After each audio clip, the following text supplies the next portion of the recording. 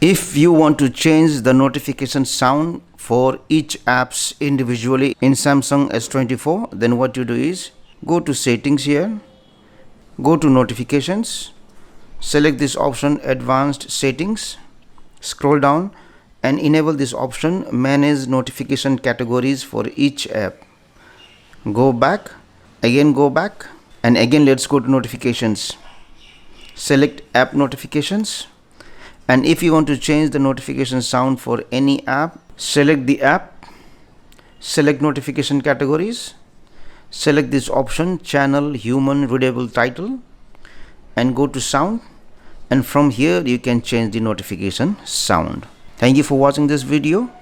Please like, share and comment on the video if you found it helpful.